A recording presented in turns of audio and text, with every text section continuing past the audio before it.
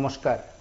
বিজেপির মণ্ডল স্তরে মণ্ডল সভাপতির নাম আজ আনুষ্ঠানিকভাবে ঘোষণা হয়েছে।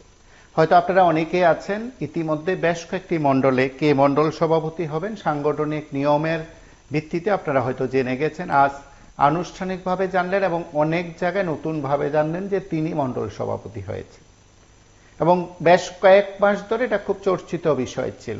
আরো বেশি চর্চিত বিষয় ছিল এই কারণে বিজেপির এবার মণ্ডল সভাপতি নির্বাচনের প্রক্রিয়ায় অন্যতম একটি শর্ত, অন্যতম একটি দিক, অন্যতম একটি বলা যেতে পারে প্রক্রিয়ায় অন্যতম একটি ব্যবস্থা রাখা হয়েছে যে বিষয়টি নিয়ে খুব আলোচনা হয়েছিল। সাংগঠনিকভাবে অনেকে বিষয়টি নিয়ে সহমত পোষণ করেছেন, কারোর আপত্তি থাকলেও কেউ সাহস করে তার বিরোধিতা করে প্রকাশ্যে আসেনি। সেটা হচ্ছে বয়স, অর্থাৎ ৪৫ বছর বয়সের ঊর্ধ্বে কেউ নয়, অনূর্ধ্ব ৪৫-এর বয়সী কার্যকর্তারাই সেখানে মণ্ডল সভাপতি হতে পারবেন। সাংগঠনিক যে প্রক্রিয়া ছিল সেই প্রক্রিয়া নিয়ে অনেকে চর্চা করেছেন, আলোচনা করেছেন এবং সেদিক থেকে একজাক যুব মুখ, বলতে পারেন তরুণ মুখ বিজেপির মণ্ডল সভাপতি হিসাবে দায়িত্বভার গ্রহণ করেছেন বা গ্রহণ করতে চলেছেন। এবং আরো একটি বিষয় রয়েছে ত্রিপুরার রাজনীতিতে, অবশ্যই সেটা খুব গুরুত্বপূর্ণ বিষয়। পার্টির মূল স্রোতের কোনো সংগঠনের দায়িত্বে, বিশেষ করে মণ্ডলের দায়িত্বে বা অন্য সমপর্যায়ের অন্য কোনো রাজনৈতিক দলের কোনো সংগঠনের ক্ষেত্রে সেটা হয়েছে কিনা অন্তত এই সময়ের মধ্যে কেউই সঠিকভাবে বলতে পারেননি। কিন্তু আজ বিজেপি রাজ্যের দুইটি মণ্ডলে দুজন মণ্ডল সভাপতি করেছেন বা সভানেত্রী করেছেন রাজ্যের দুজন মহিলা নেত্রীকে, এবং তারা পার্টির মূল স্তরে এসে বা মূল স্রোতে এসে তারা এই সময়ের মধ্যে মণ্ডলের সভানেত্রী কিংবা সভাপতির দায়িত্ব পালন করবেন। আজ আনুষ্ঠানিক ঘোষণা ছিল। এক প্রতাপগড়, দুই কমলপুর মণ্ডল, দুটো জায়গায় সেখানকার মানুষের অত্যন্ত পরিচিত বা বলতে পারেন সামাজিক প্রভাবিত ব্যক্তিরা দায়িত্ব নিয়েছেন বা দায়িত্ব নিতে চলেছেন মণ্ডল সভাপতি কিংবা মণ্ডল সভানেত্রী। আপাতত এই কয়েকটি বিষয় তো অবশ্যই ছিল, তার সঙ্গে অন্যান্য প্রত্যেকে যারা আছেন আমাদের সঙ্গে যারা কথা বলেন তারা অনেকে জেনেছেন। আমরা দিনভর বিষয়গুলো উত্থাপন করেছি। আজ এসআরও আগরতলায় কুশাবা ভবনে সাংবাদিক সম্মেলন করে আনুষ্ঠানিকভাবে সাংগঠনিক পর্বের বিষয়বস্তু উত্থাপন করেছেন এবং সহকারী এসআরও তথা বিজেপির প্রদেশ সাধারণ সম্পাদক বিপিন দেববর্মা তিনি আনুষ্ঠানিকভাবে মণ্ডল সভাপতিদের নামধাম ঘোষণা করেছেন। কিছুক্ষণ আগে বিজেপির প্রদেশ কার্যালয়ে সাংবাদিক সম্মেলনে কথা বলছিলেন বিজেপির প্রদেশ সভাপতি এবং সেই সময় মণ্ডল সভাপতিদের নিয়ে তার আশা প্রত্যাশা তিনি প্রকাশ করেছেন। আমরা আপনাদের প্রত্যেকের প্রত্যাশা জানব, তার আগে আমরা বিজেপির প্রদেশ সভাপতি রাজীব ভট্টাচার্যের বক্তব্য শুনি। ইলেকশন অফিসার যিনি রয়েছেন এসআরও, স্টেট রিটার্নিং অফিসার মাননীয় সম্মানন্দ দেব এবং কো রিটার্নিং অফিসার বিপিন দেববর্মা ছিলেন এবং আমাদের আরেকজন কো রিটার্নিং অফিসার মলিনা দেবনাথ ছিলেন। ওনারা আজকে 7টি মণ্ডলের মণ্ডল সভাপতির নাম ঘোষণা করেছেন এবং আমি আপনাদের মাধ্যমে সমস্ত মণ্ডল সভাপতিকে যারা নবনির্বাচিত হয়েছেন তাদেরকে অসংখ্য ধন্যবাদ জানাচ্ছি, শুভেচ্ছা জানাচ্ছি এবং আমি দৃঢ় বিশ্বাস যে আগামী দিন এই নবপ্রজন্ম যারা নতুন ভাবে দায়িত্ব পেয়েছেন তাদের মাধ্যমে আমাদের দল সমৃদ্ধশালী হবে, সংগঠন শক্তিশালী হবে এবং আমাদের যে মানুষের জন্য যে কাজ করা, যে আমরা প্রতিশ্রুতি দিয়েছি সরকার এবং সংগঠন মিলে আমরা মানুষের জন্য এই সমাজের জন্য যাতে কাজ করে তার জন্য আমি তাদেরকে শুভেচ্ছা এবং অভিনন্দন জানাচ্ছি। নিশ্চয়ই দেখুন, আমাদের দেশের যশস্বী প্রধানমন্ত্রীও চাইছেন এই দেশের নেতৃত্ব আগামী প্রজন্ম যারা যুবক রয়েছে তাদেরকে উদ্বুদ্ধ করার জন্য, তাদেরকে সমৃদ্ধিশালী করার জন্য আমাদের দেশের প্রধানমন্ত্রী লালকেল্লায় দাঁড়িয়ে বক্তব্য রেখেছিলেন। সেই বক্তব্যের প্রতিফলনও এবং আমাদের রাষ্ট্রীয় নেতৃত্ব এই ৪৫ বছরটাকেই সিদ্ধান্ত নিয়ে আমাদের কাছে প্রেরণ করেছেন। আমরাও সেটা মেনটেন করার চেষ্টা করছি। হবে, এর মধ্যেই হয়ে যাবে। আমাদের কাছে এই ধরনের বার্তা এখনো আসেনি, তবে আমরা শুনেছি যে বিভিন্ন জায়গাতে বুথ কমিটি নাম ঘোষণার পরে সেই সব বুথের মধ্যে আনন্দের সঙ্গে তারা এটাকে বরণ করেছে, বুথ সভাপতিকে বরণ করেছে। সেখানে তারা বুথ সভাপতির বাড়িতে গিয়ে মাল্যার্পণ করে বুথ সভাপতিকে নিয়ে সেই বুথের মধ্যে মিছিল সংগঠিত করে তাদের আনন্দ ব্যক্ত করেছে। যদি কোনো জায়গাতে এরকম কোনো ঘটনা হয় আমাদের গোচরে এখনো আসেনি, যদি আসে নিশ্চয়ই আমাদের দল এটা দেখবে এবং এটার ব্যাপারে তদন্ত করে যা ব্যবস্থা নেওয়ার তাই নেবে। কাজ করবে, নিষ্ঠার সঙ্গে কাজ করো, পার্টির নীতি নির্ধারণ কমিটির যে নিয়ম নীতিগুলি আছে সেগুলো মেনে কাজ করো, আর উল্টো সিধা কাজের মধ্যে না পড়ো। ত্রিপুরার মানুষের কল্যাণ, সংগঠনের কল্যাণের জন্য কাজ করো। আর যদি কাজ সঠিকভাবে না করে সরিয়ে দেওয়া হবে। এই ত্রিপুরাতে ভারতীয় জনতা পার্টির সরকার মানুষ এনেছে, তো মানুষ মন্ডল প্রেসিডেন্ট মানে ভারতীয় জনতা পার্টির মন্ডলের হেড, সত্তাসীন পার্টি। তো মন্ডল প্রেসিডেন্ট দায়িত্ব শুধু পার্টি নয়, আম জনতারও সেবা করা, সরকারি কাজগুলো সঠিকভাবে মানুষের কাছে পৌঁছে যাচ্ছে কিনা, না হলে এগুলোতে সাহায্য করা। মন্ডল প্রেসিডেন্ট মানে পার্টি বিষয়ে আসা যাওয়া, এটা সিপিএম পার্টি নয়। আমি আপনাদের মাধ্যমে তার জন্য স্পষ্টতার সঙ্গে বলছি, সঠিকভাবে যদি কাজ করে থাকতে পারবে, না করলে সরিয়ে দেওয়া হবে। এই প্রথম দিক থেকে যাতে সবাই কান খারাপ থাকে আর সেগুলো বোঝে। পার্টি যে সহায়বতলা মন্ডল সভাপতি ছিল, আমি আমার সম্পূর্ণ চেষ্টা করব এবং আপনাদের কাছ থেকে আমি একটা আশীর্বাদ চাই। আমি কাজ প্রয়োজনে কম করব, কিন্তু যে কাজটা করব সেই কাজটাতে পারফেক্ট একটা কাজ আমি করতে পারি। নমস্কার, কে বলছেন? হ্যালো, নমস্কার। হ্যাঁ, কথা বলুন। টিভির সাউন্ড বন্ধ করুন, তারপর কথা বলুন। হ্যালো, হ্যাঁ, কথা বলুন। আজকে এই ত্রিপুরার 60টি বিধানসভা মন্ডল সভাপতিদের নাম ঘোষণা করা হয়েছে। তো এটা তাদের দলের পক্ষে দলের সাংগঠনিক কাজ, ঠিক আছে। এ নিয়ে তো অনেক জলঘোলা হয়েছে, অনেক কিছু হয়েছে, এখনো চলছে, আগামী দিনও হবে। কিন্তু বাস্তবে আমাদের যে অতীতের যে অভিজ্ঞতা, মন্ডল সভাপতির কতজনেই যে এই জনগণের স্বার্থে কাজ করেছেন, এটাও একটা ভাবনার বিষয়। আমরা তো জানি সারা রাজ্যটা চলছে এখন কমিশন রাজ্যের উপরে, আর এই সত্তা পাওয়ার জন্য তাকেও উপরে লিখেছেন। পেয়ে গেলে জনগণ যতটুকু না উপকৃত হবেন, আমার মনে হয় বেশিরভাগ ক্ষেত্রে তারা নিজেরা উপকৃত হবেন। আর জনগণ যদি উপকৃত হন তো ভালো কথা। আবার আমাদের প্রাক্তন মুখ্যমন্ত্রীও বলেছেন যদি ওনারা ঠিক মতো কাজ না করেন সরিয়ে দেবেন।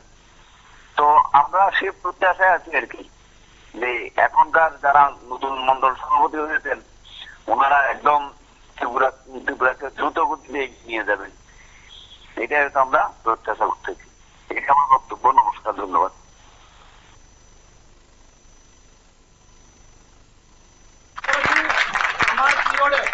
আমার পিরিয়ডে বুথ সভাপতি যারা আছেন তারা সবচেয়ে বেশি সহযোগিতা পাবে আমার কাছ থেকে।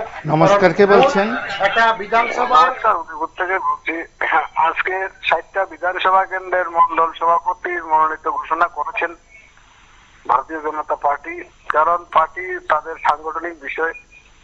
কারণ আমরা দেখলাম বিগত দিন যারা মন্ডল সভাপতি ছিলেন, এখন 60টা বিধানসভা মন্ডল সভাপতির মধ্যে পুরান কতজন রয়েছে আমরা দেখলাম বেশিরভাগই কিন্তু নতুন দিয়েছে। কারণ বিগত দিন যারা মন্ডল সভাপতি ছিল তারা কিন্তু আমার মানে ব্যক্তিগতভাবে যেটা মানে বিশাল একটা মানে কাটমানির মধ্যে পড়ে গেছে বলে সেটা মনে করি। কারণ তার জন্য পার্টি তাদেরকে নতুন দিতে বাধ্য হয়েছে। কারণ 5 বছরের মধ্যে নতুন করে নতুন মন্ডল সভাপতি নির্বাচিত করতে অনেকদিন সময় লেগে গেছে। বিজেপি অনেকদিন সময় পরে আজকে ঘোষণা করলো। আমরা উদয়পুরের মাধ্যমে আমরা যা দেখলাম সবথেকে নতুন। কারণ আগামী দিন মন্ডল সভাপতির উপর আমরা যারা যে বিধানসভার মধ্যে রয়েছে কতটুকু প্রত্যাশিত হবে সেটা আসলে কেমন আগামী যারা বিগত 5 বছরে মন্ডল সভাপতি রয়েছে তারা কতটুকু কাজ করেছে রাজ্যের বিধানসভার মধ্যে তারাই এগুলো বলতে পারবে, এবং আমরা যে বিধানসভার মধ্যে রয়েছি আমরাও বলতে পারি, কিন্তু মানুষের জন্য তারা মন্ডল সভাপতি কতটুকু কাজ করেছে সেটা জানা নেই আমাদের ব্যক্তিগতভাবে। কারণ যারা রয়েছে তাদের ট্রেন ওয়াইজ তাদের কাজকর্ম চালিয়ে যাচ্ছে, প্রতিনিয়ত চালিয়ে যাচ্ছে। ভবিষ্যতে আজকে নতুন করে মন্ডল সভাপতি হলো আগামী দিন জনগণের স্বার্থে কতটুকু কাজ করবে সেটা মানুষ দেখবে এবং মানুষ চিন্তা ভাবনা করবে। কারণ আমরা দেখলাম এক একটা মন্ডল সভাপতির মধ্যে 4-5 জন করে প্রার্থী দিয়েছে, প্রার্থী দেওয়ার পরিপ্রেক্ষিতে কিন্তু যাদের নাম পাঠিয়েছে তারা কিন্তু মন্ডল সভাপতিদের স্থান পায়নি। 5-10 পার্টি সিলেকশন করে নতুন করে আরেকটা নাম ঘোষণা করে মন্ডল সভাপতি নির্বাচিত হয়েছে। জন্য পার্টির আভ্যন্তরীণ ব্যবহার কারণ পার্টি দেখছে যে এই একটার মধ্যে যদি আমরা নির্বাচন করি তাহলে এখানে পার্টির মধ্যে একটা কুন্দল থাকবে, নতুন করে আরেকটা দিয়েছে পার্টি ভালো দিককে করার জন্য করছে। আমরা আশা করবো মন্ডল সভাপতি হয়েছেন যে বিধানসভার মধ্যে হয়েছেন জনগণের সাথে কাজ করেন। আমরা তো বিগত 5 বছর আমরা দেখি নাই কাজ করতে মন্ডল সভাপতিরা, এখন ভবিষ্যতে আগামী দিন যাতে কাজ জনগণের সাথে কাজ করে সেটাই আমরা দেখবো। আমরা আগামী দিন সেই আলোচনার মাধ্যমে মন্ডল সভাপতি ভালো কাজ করলে আমরা আলোচনা করবে। আমরা দেখলাম এক একটা মন্ডল সভাপতি ভালো পোষার মালিক হয়ে গেল, যে ধরনের বাড়ি ঘর করে ফেলেছে, কিন্তু কোথায় থেকে করছে সেটা একটা ভাবার বিষয়। কিন্তু আগামী দিন মন্ডল সভাপতি হয়েছে, আমরা প্রত্যাশিত ভালো কাজ করুক, সেটা ত্রিপুরার জনগণ জন্য কাজ করুক, সেটাই আমরা আশাবাদী। নমস্কার, ভালো থাকবেন। আমরা শুনলাম প্রত্যেক জায়গায় যে নেতৃত্বের বক্তব্য বা রাজ্য নেতৃত্ব যারা সরাসরি আমাদের সঙ্গে কথা বলেছেন তারা তাদের প্রতিক্রিয়া সংগঠনকে শক্তিশালী করার বিষয়গুলো উত্থাপন করেছেন। আমরা আরো কিছু বক্তব্য শুনি রাজ্য নেতৃত্বের।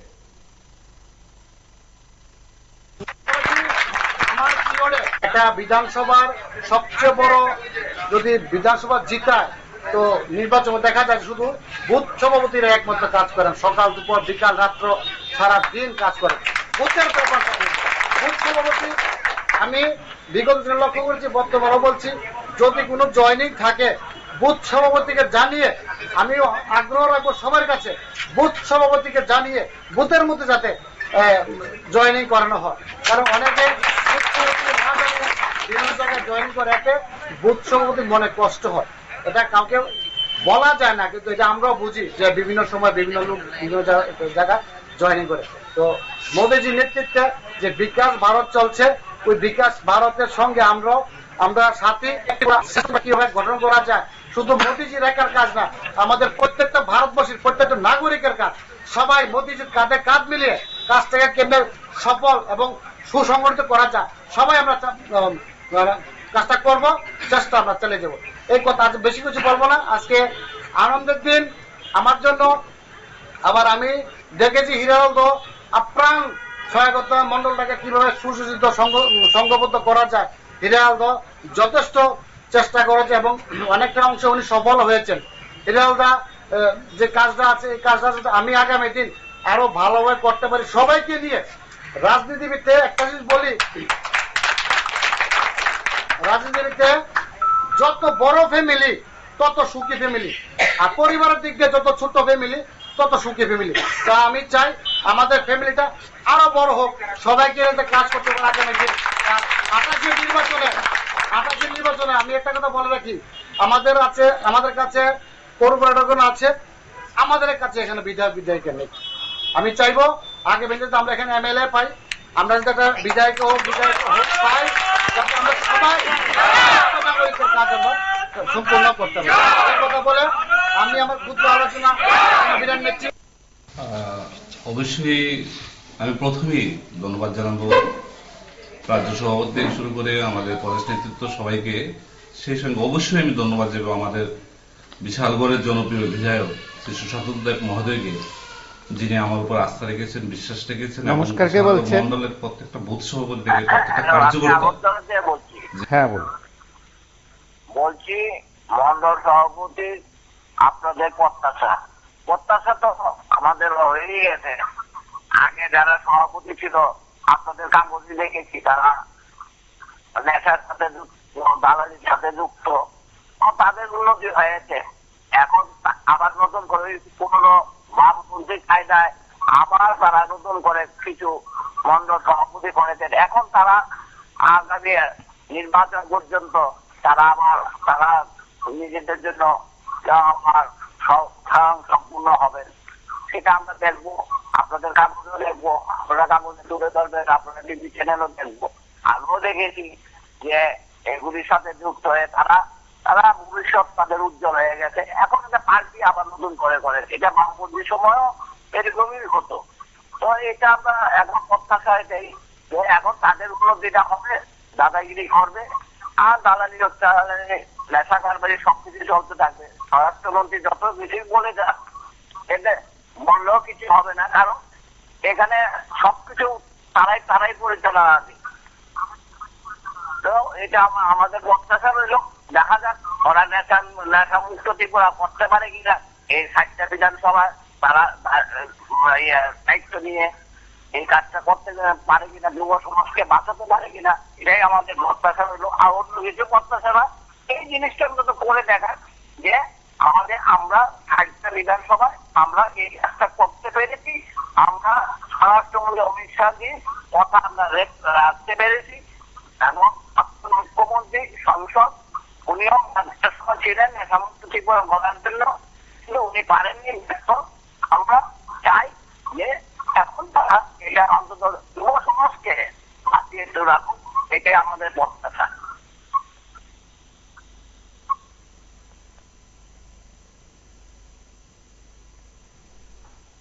কার্যকর্তা যে আস্থা রেখেছেন, আমি আশা করব সকলের সহযোগিতা নিয়ে, সকলকে একসাথে নিয়ে আমাদের মাননীয় বিধায়ক যে স্বপ্ন আগামী বিধানসভা নির্বাচনে 10,000 ভোটে পাশ করে আনা, সেই লক্ষ্যকে সামনে রেখে আমি কাজ করবো এবং বিশালগড় মন্ডলকে আরো শক্তিশালী করবো সবাইকে নিয়ে।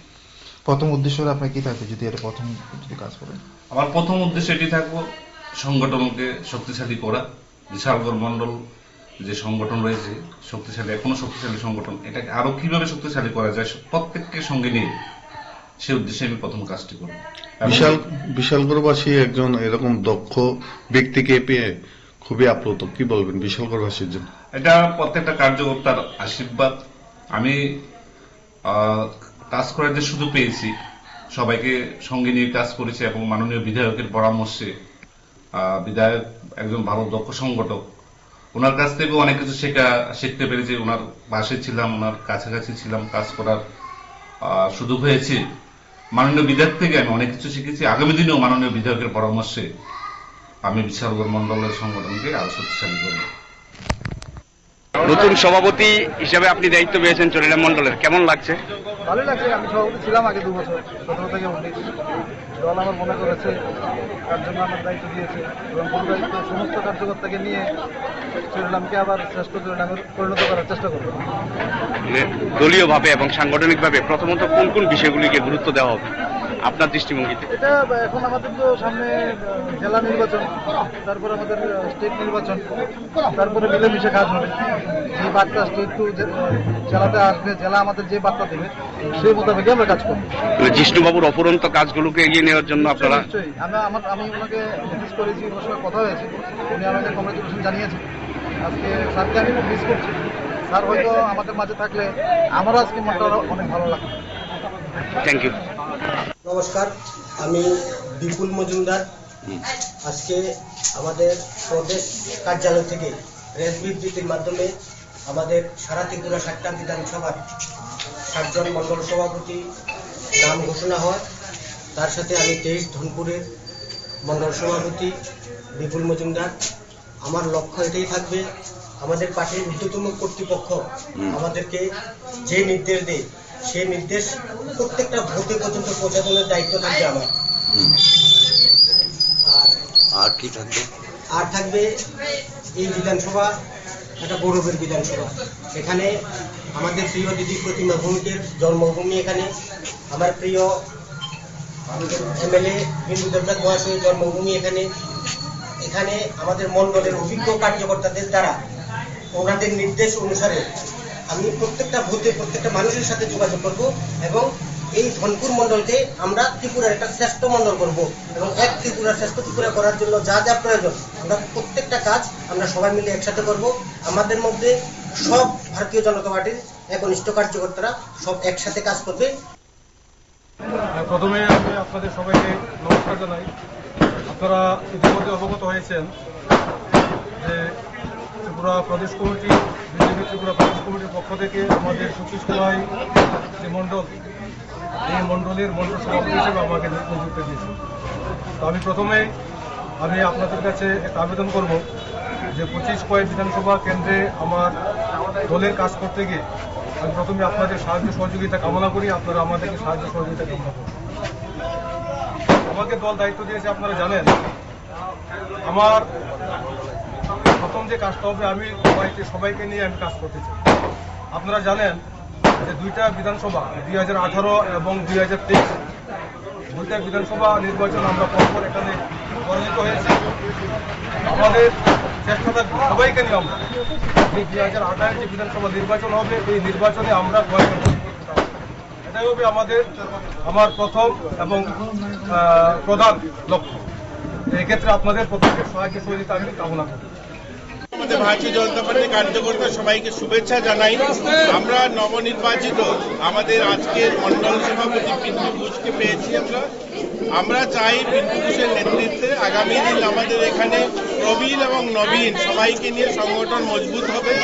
ভারতীয় জনতা পার্টি এটা প্রয়োগ বলতে পারেন গোটা রাজ্যে 45 বছর বয়সের আমরা যুব ভারত বলছি, আমরা ইয়ং ইন্ডিয়া বলছি, আমরা নতুন ভারতের কথা বলছি। এটা ভারতীয় জনতা পার্টি করে দেখিয়েছে যে মন্ডল স্তরের নেতৃত্ব এবার 45 বছর গোটা রাজ্যে, এবং গোটা রাজ্যে নয়, কয়েক হাজার লাখো আমাদের মন্ডল গোটা ভারতবর্ষে, গোটা ভারতে এটা প্রয়োগ করা হয়েছে যে অধিক থেকে অধিক সংখ্যক যুবদের প্রতিনিধিত্ব যেন আসে। প্রধানমন্ত্রী বলছেন যে যুবদের নেতৃত্বে বিকশিত ভারত নির্মাণ, আর সেই দিশাতেই আজ আমাদের এই সিদ্ধান্ত। আমাদের রাজ্য 45 বছরের যুবদের এই সুযোগ দেওয়া হয়েছে মন্ডল সভাপতি। একটা সময় রাজনীতিতে এরকম ছিল 60 ঊর্ধ্ব হলেই নাকি রাজনীতির দায়িত্ব পাওয়া যেত, কিন্তু ভারতীয় জনতা পার্টির একটা মূল দায়িত্ব যেটা মন্ডল সভাপতি হওয়ার কারণে আমরা অনেকগুলো কাজ যেগুলো সরকার করে থাকে, যেগুলো সাধারণ মানুষ পর্যন্ত সরকারি সুবিধা না পৌঁছায়, সেখানে সহযোগিতার হাত বাড়িয়ে দেওয়া, মন্ডলের কার্যকর্তাদের নিয়ে সেগুলো করা। তো আমরা আশাবাদী আমাদের নমস্কার, কে বলছেন? আর গোটা রাজ্যেই নতুন মন্ডল। আমি বিশাল বলছি, দাদা ওয়েদারটা ভালো না, আমার গলাটা ভালো না, গলাটা ওয়েদারের কারণে একটু খারাপ। তো আজকে মন্ডল সভাপতি নির্বাচন প্রসেসটা অনেকদিন যাবত চলছে। আজকে নাম ঘোষণা হলো। যা পরিস্থিতি সারা ত্রিপুরা রাজ্যের, মানুষ কি পেল, কি খেলো, কি হলো এই না, যেমন আমরা মনে হয় বিশ্ব জয় করে ফেললাম। কি আনন্দ, কি আনন্দ, কি আনন্দ। মানুষের পেটে ভাত নেই, রাস্তাঘাট ভালো নেই, জল নেই, আরো কত কিছু। আগেও তো মন্ডল সভাপতি ছিল, কি হয়েছে ত্রিপুরা? মার দাঙ্গা, মানুষ ভোট দিতে পারে না, গণতন্ত্র নেই, সংবিধান লুণ্ঠিত, দেশের স্বরাষ্ট্রমন্ত্রী পার্লামেন্টে দাঁড়িয়ে বলছে আম্বেদকরের একটা ফ্যাশন, আর তাদেরই তো শীর্ষ যারা চামুন্ডা তারা। আর কি জানি টিভিতে যা দেখছি, কি জানি একটা আমরা কি জয় করে ফেললাম। ভালো, আমাদের সাধারণ মানুষ আমরা চাই একটু ভালো হয়ে বাঁচতে, মোটা ভাত মোটা কাপড় পরে যাতে বাঁচতে পারি, সেই সুবিধা আমরা চাই সরকারের পক্ষ থেকে। এতটুকুই কথা দাদা, নমস্কার।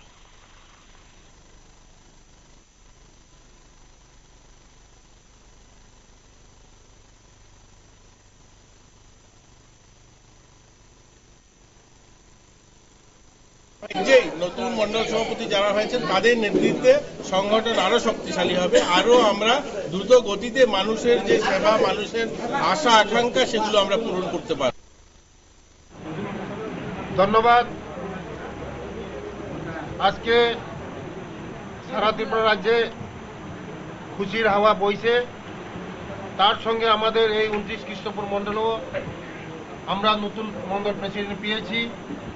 তার জন্য আজকে সকল আমার কার্যকর্তা, সমস্ত কার্যকর্তা, আজকে আমার বিদায়ী আমার মন্ডল প্রেসিডেন্টকে আমরা সম্মান করেছি এবং নতুন প্রেসিডেন্টকেও আমরা সম্মান করেছি।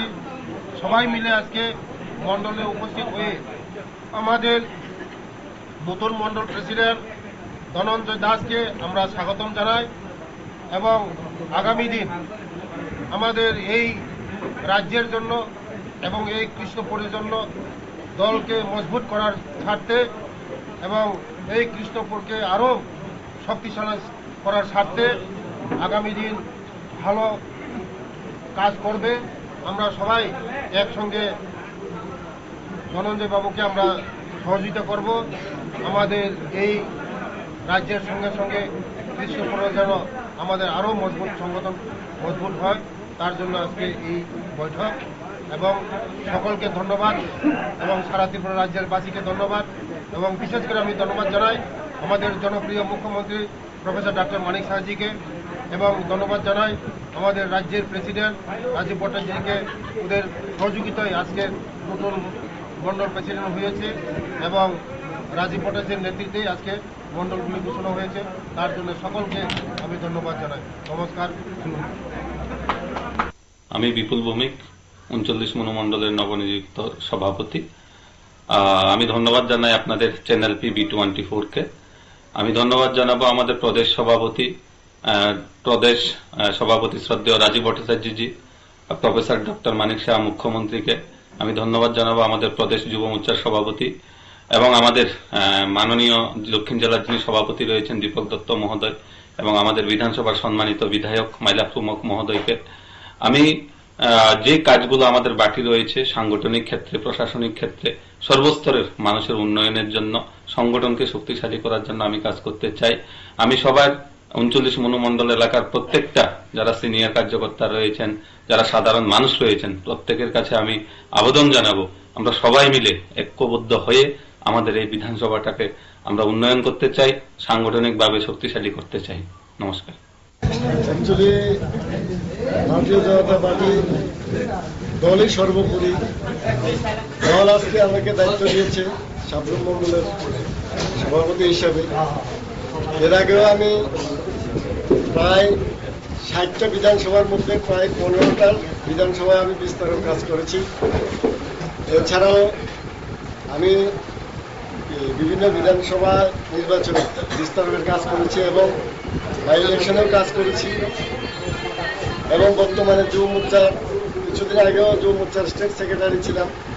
তো সেই নিরীক্ষে দল যেহেতু সর্বোপরি, দল আমাকে যে বিশ্বাস এবং আশায় আমাকে যে দায়িত্ব দেওয়া হয়েছে, আমি চেষ্টা করব দলের সেই বিশ্বাস এবং আশাটুকু যাতে নিজের যত সর্বশক্তি রয়েছে সেটা দিয়ে আমি দলকে কিছু দেওয়ার জন্য এবং তার জন্য আমার সমস্ত সাবরুমের যারা আমাদের ভারতীয় জনতা পার্টির প্রাক্তন বলুন এবং নতুন বলুন সবাইকে নিয়ে কাজ করে এবং এই সাবরুমকে আগামী দিনে একটা ভালো জায়গায় সাংগঠনিকভাবে চাঙ্গা করার জন্য সবাইকে নিয়ে কাজ করতে চাই।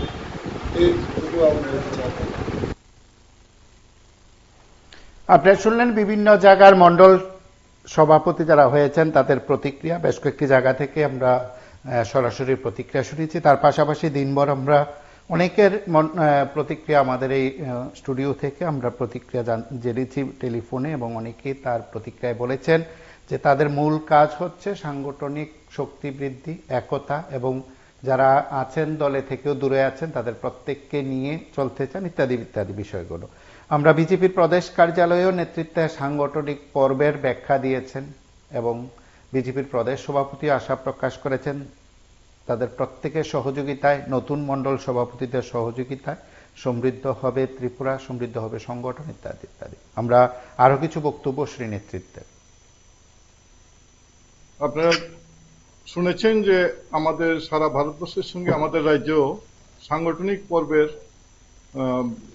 কাজ চলছিল এবং এই সাংগঠনিক পর্বের কাজের মাধ্যমে শোনা যাচ্ছে কি সাংগঠনিক পর্বের মাধ্যমে আমাদের বিভিন্ন স্তরের বুথ স্তর থেকে রাজ্য স্তর পর্যন্ত আমাদের সাংগঠনিক কমিটি গঠন হবে এবং ইতিমধ্যে আমরা বুথ স্তর নির্বাচন এবং কমিটি গঠন প্রক্রিয়া সমাপ্ত করেছি। আমাদের রাজ্যে 3,300 52টি বুথ আছে। আমরা সমস্ত বুথে আমাদের কার্যকর্তাগণ গিয়েছে এবং সেখানে গিয়ে বুথ কমিটি ফরমেশন করেছে। আমাদের এই প্রক্রিয়াটি শুরু হয়েছিল অক্টোবর মাস থেকে। সেই অক্টোবর মাস থেকে শুরু করে তার আগের থেকে আমাদের বিজেপির প্রাথমিক সদস্যতা অভিযান চলছিল এবং প্রাথমিক সদস্যতা অভিযানের শেষ হওয়ার পরে আমাদের সক্রিয় সদস্যতা অভিযান চলছিল। আমাদের রাজ্যের যে টার্গেট ছিল সেই টার্গেট আমরা পূরণ করেছি। সক্রিয় সদস্যতার টার্গেট পূরণ করে আরো অতিরিক্ত সক্রিয় সদস্যতা হয়েছে। এটা একটা কন্টিনিউয়াস প্রসেস এবং এই কন্টিনিউয়াস প্রসেসের মধ্যে এক জায়গাতে থেমে থাকার কোনো সুযোগ নেই। কারণ যারাই ভারতীয় জনতা পার্টির আদর্শে উদ্বুদ্ধ হয়ে ভারতীয় জনতা পার্টির সদস্যতা গ্রহণ করতে চায় আমরা তাদেরকে সদস্যতা দেই। কাজেই আমরা একটা শুধু নির্দিষ্ট দিন করেছিলাম যে দিনের মাধ্যমে আমরা সাংগঠনিক প্রক্রিয়া শুরু করার আগে যারা যারা প্রাথমিক সদস্য হয়েছে এবং যারা সক্রিয় সদস্য হয়েছে তাদের মাধ্যমে আমাদের যে কমিটিগুলো গঠন হয়েছে। তো এই কমিটি গঠন করতে গিয়ে আমাদের রাজ্যের গত 11ই নভেম্বর থেকে 30 নভেম্বরের মধ্যে আমাদের বুথ কমিটি গঠনের কার্যক্রম চলছিল। এই কার্যক্রম আমরা সর্বভারতীয় যে ন্যাশনাল রিটার্নিং অফিসার ডক্টর কে লক্ষ্মণজি, উনি একজন সম্মানীয় এমপি, উনি আমাদের রাজ্য নির্বাচন কমিটি গঠন করেছিলেন। সেখানে আমি ছিলাম স্টেট রিটার্নিং অফিসার, আমার সঙ্গে সহ রিটার্নিং অফিসার হিসেবে দুজন ছিল। তাদের মাধ্যমে আমরা কাজ শুরু করেছি এবং আমাদের এই কাজটা শেষ করতে গিয়ে আমরা জেলা পর্যায়ে আমরা একজন রিটার্নিং অফিসার এবং দুইজন সহ রিটার্নিং অফিসার দিয়েছি। মন্ডল স্তরে প্রত্যেকটা মন্ডলে একজন করে আমরা মন্ডল সংগঠন পর্ব সহযোগী নিয়োগ করেছি, যার ফলে জেলাতে 10টি জেলা, আমাদের সাংগঠনিক 10টি জেলাতে আমরা একজন জেলা রিটার্নিং অফিসার এবং দুইজন সহ রিটার্নিং অফিসার করে 30 জনকে আমরা অ্যাপয়েন্টমেন্ট দিয়েছি এবং মন্ডল আমরা 60টা মন্ডল, সেই 60টা মন্ডলের জন্য আমরা 60 জন মন্ডল সংগঠন পর্ব সহযোগী, যাদেরকে আমরা সংক্ষেপে MSPS বলি, সেই মন্ডল সংগঠন পর্ব সহযোগীকে আমরা নিয়োগ দিয়েছি। এবং তাছাড়া বুথ স্তরের নির্বাচনের জন্য আমরা শক্তি কেন্দ্র সংগঠন পর্ব সহযোগী SSPS সংক্ষেপে বলা হয়, সেই SSPS কে আমরা নির্বাচন করেছি। আমাদের ত্রিপুরা রাজ্যে 3352টি বুথ আছে, সেই সমস্ত বুথের নির্বাচন পরিচালনা করার জন্য আমরা 911 জন SSPS আমরা নিয়োগ করেছিলাম। সেই সমস্ত SSPS সমস্ত বুথে গিয়ে বুথের যারা প্রাথমিক সদস্য হয়েছিল তাদেরকে নিয়ে আমাদের বৈঠক করে সেই বৈঠকে সকলের সম্মতিতে আমাদের বুথ কমিটির সভাপতি মনোনীত করেছে এবং সেই সভাপতি আমরা ইতিমধ্যেই আমরা ঘোষণা করে দিয়েছি। সারা ত্রিপুরা রাজ্যে বিভিন্ন জেলাতে গিয়ে আমাদের ঘোষণা হয়েছে। আমরা কাছে খবর আছে যে ঘোষণা হওয়ার পরে বিভিন্ন বুথ কমিটির যারা নাকি নির্বাচিত সভাপতি হয়েছেন তাদেরকে নিয়ে বুথের যারা প্রাথমিক সদস্যগণ আছেন তারা সকলে বুথ স্তরে গিয়ে সেই বুথের মধ্যে আনন্দ উৎসবের সঙ্গে তাদেরকে মনোনীত সম্মানিত করেছেন এবং তাদেরকে নিয়ে বুথের মধ্যে মিছিলের মাধ্যমে তাদেরকে বরণ করেছেন। কাজে এটা একটা খুব ভালো বার্তা দিয়েছে যে আমাদের সকলে সম্মতিতে আমাদের বুথ কমিটি গঠন হয়েছে। ইতিমধ্যেই আমরা 3352 জনের মধ্যে আমরা 2898টি বুথ গঠন প্রক্রিয়া সম্পন্ন করেছি। তাতে আপনারা দেখবেন প্রায় 86% বুথের গঠন সম্পন্ন হয়েছে। 86%, এটা একটা ভালো রেকর্ড। কিন্তু আরো বাকি প্রায় 14% মতন আমাদের বুথ গঠন প্রক্রিয়া রয়ে গেছে, কারণ আমাদের যে নির্দিষ্ট সময়সীমা সেই নির্দিষ্ট সময়সীমার মধ্যে ওই বুথগুলা গঠন করা যায়নি, যার ফলে এই তাদের সংখ্যাটাও আমাদের কাছে আসেনি। তো এটা পরবর্তী সময়ে আমাদের অ্যাডহক বুথ কমিটি হয়ে যাবে। আমরা লক্ষ্য করেছি যে ত্রিপুরা রাজ্যের কি পাহাড় কি সমতল সমস্ত জায়গাতে বিজেপির সদস্য হওয়ার জন্য মানুষ উদ্বুদ্ধ এবং তারা হয়েছে, নির্দিষ্ট সময়ের মধ্যে বিজেপির সদস্য পদ লাভ করেছে এবং সেই প্রাথমিক সদস্যদের মাধ্যমে আমাদের অ্যাক্টিভ মেম্বার হয়েছে। কারণ ন্যূনতম 50 জন যে প্রাথমিক সদস্যের 50 জনকে যদি প্রাথমিক সদস্য করতে পারে সে অ্যাক্টিভ মেম্বারের যোগ্যতা লাভ করে।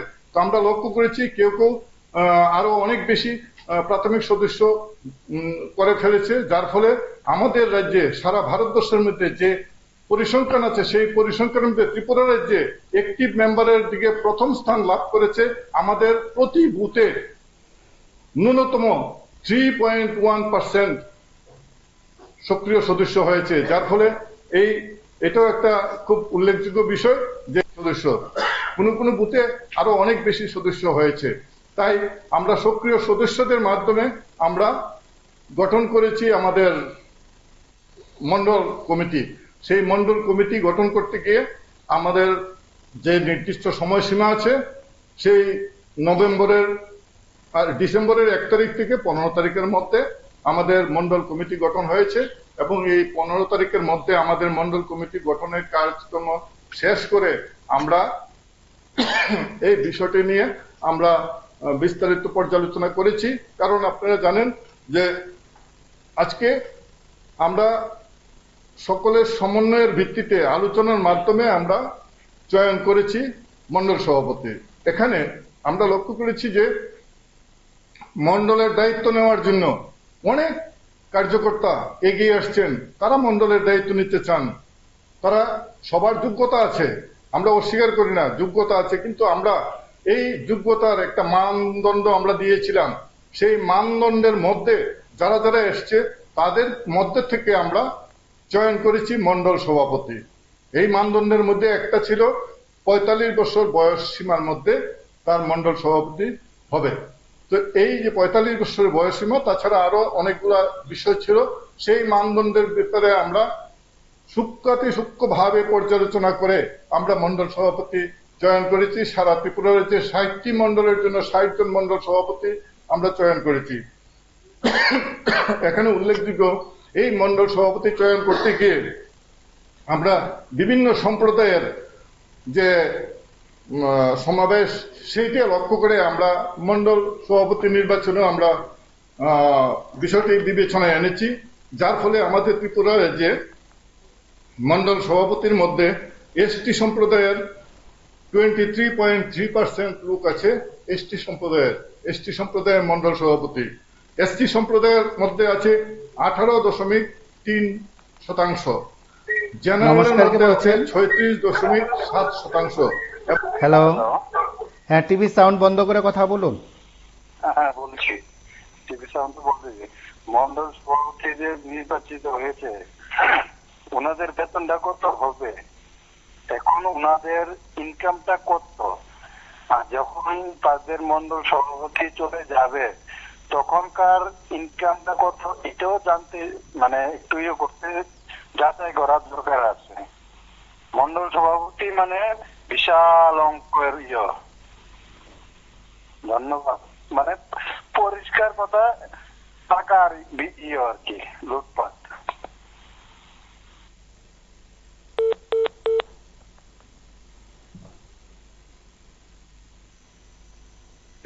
7% এবং ওবিসি আছে 21.7%। মানে এসসি, এসটি, ওবিসি এবং জেনারেল সমস্ত অংশের মানুষের মধ্যে আমরা মন্ডল সভাপতির দায়িত্ব দিয়েছি, যাতে আগামী দিনে সকল অংশের মানুষের সঙ্গে মিলেমিশে সংগঠনকে শক্তিশালী করতে পারে। ইতিমধ্যেই আমরা এই মন্ডলের মধ্যে সম্ভবত প্রথম আমরা মন্ডল সভাপতি হিসেবে 2 জন মহিলাকে আমরা চয়ন করেছি এবং এই 2 জন মহিলা যদি আমরা পরিসংখ্যান দেখি তাহলে এটা হচ্ছে 60টি মন্ডলের মধ্যে 3.3% মহিলা আমরা দিয়েছি এই মন্ডল সভাপতি হিসাবে কাজ করার জন্য। আমি আশা করি আমাদের যাদের উপরে আমাদের পার্টির দায়িত্ব দেওয়া হয়েছে তারা নিষ্ঠার সঙ্গে সেই দায়িত্ব পালন করবেন। পার্টির যে নিয়ম আছে সেই নিয়ম রক্ষা করে তারা দায়িত্ব পালন করবেন এবং আগামী দিনে আমাদের ভারতীয় জনতা পার্টির সংগঠনকে আরো শক্তিশালী করে জনগণের পাশে নিয়ে যাবে, জনমুখী একটা সংগঠন তৈরি হবে, আমার এই বিশ্বাস আছে। আজকে আপনাদেরকে এখানে আমরা এনেছি, আমরা আপনাদের মাধ্যমে সারা ত্রিপুরা রাজ্যে আমাদের যে পার্টির কার্যকর্তা যে বিভিন্ন জায়গাতে অপেক্ষা করছে, নমস্কার, কে বলছেন? সেই কৌতূহল নিয়ে অপেক্ষা করছে। সেই হ্যাঁ বলুন।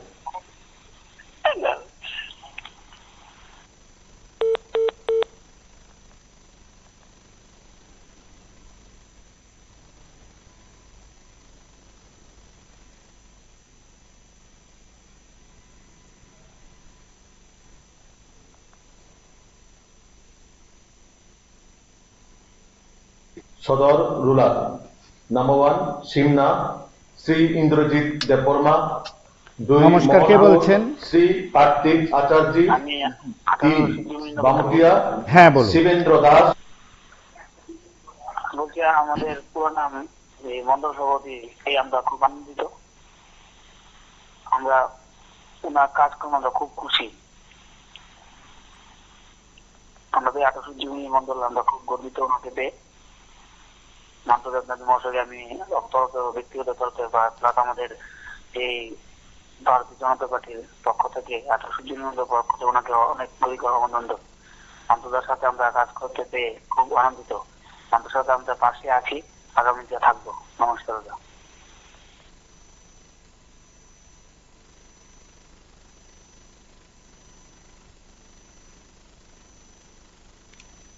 নমস্কার, কে বলছেন?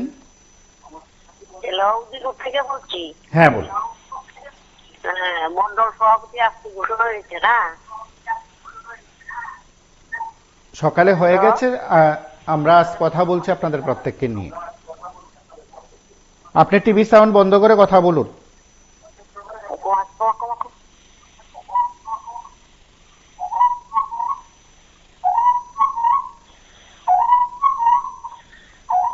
আমরা শুনলাম প্রত্যেক জায়গায় যারা মন্ডলের দায়িত্ব পেয়েছেন, সদ্য দায়িত্ব পেয়েছেন, তাদের নিয়ে উচ্ছ্বাস, তাদের নিয়ে বক্তব্য, কর্মীদের কোথাও কোথাও মিছিল কর্মসূচিও রয়েছে। নমস্কার, কে বলছেন? হ্যাঁ নমস্কার। হ্যাঁ বলুন। বলছিলাম সারা ত্রিপুরা রাজ্যে 7টা মন্ডল সভাপতিদের নাম ঘোষণা হয়েছে। বিভিন্ন মন্ডলে উৎসাহ উদ্দীপনার মাধ্যমে সেটা পালন করা হচ্ছে। তো এটা একটা ঘটনা কিরকম, রাজনৈতিক দৃষ্টিভঙ্গি, মানে রাজনৈতিক দলের একটা অনুষ্ঠান, সে রাজনৈতিক ভাবে নির্বাচন করছে। আর বিশেষ করে সারা বিশ্বের সবচেয়ে বড় দল, ওরা 45 বছরের নিচে করেছে, এটাও একটা ব্যাপার, অস্বীকার করার কোনো উপায় নেই। তো ঘটনা হচ্ছে এই যে 7টা মন্ডলে 60 জন নির্বাচিত হয়েছে, বিভিন্ন জন বিভিন্ন রকম প্রতিক্রিয়া দিচ্ছে, কিন্তু আমরা কিছুদিন গেলে আপনাদের মাধ্যমেই জানবো ওই মন্ডলে কি হচ্ছে, ওই মন্ডলে কি হচ্ছে। এরকম মন্ডল 60টা, বিধায়ক 60 জন।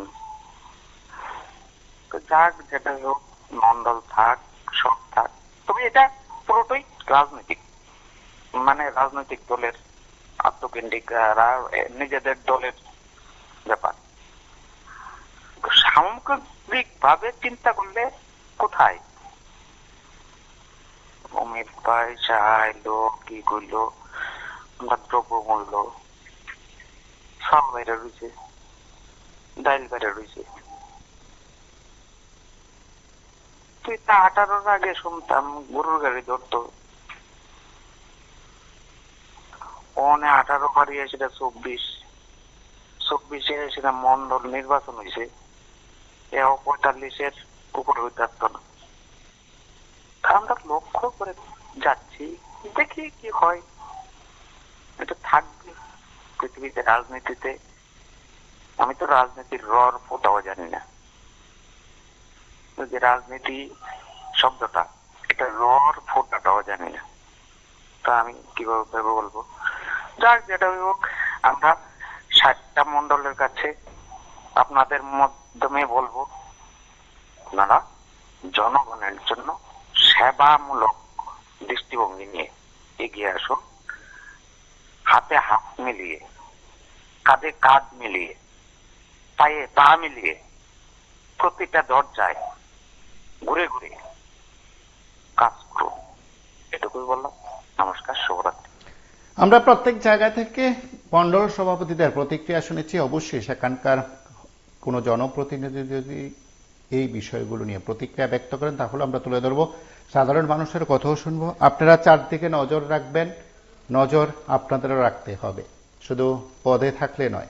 যিনি পদে বসে আছেন তার দায়িত্ব সঠিকভাবে পালন করা হচ্ছে কিনা তার দেখার দায়িত্ব আপনাদের। সেখান থেকে বোধহয় আরো একটি বিষয় গুরুত্বপূর্ণ, আপনি কিভাবে দেখছেন আপনার রাজনৈতিক পরিমণ্ডলকে, আপনার চারপাশকে। আজ এ পর্যন্তই। নমস্কার, শুভরাত্রি।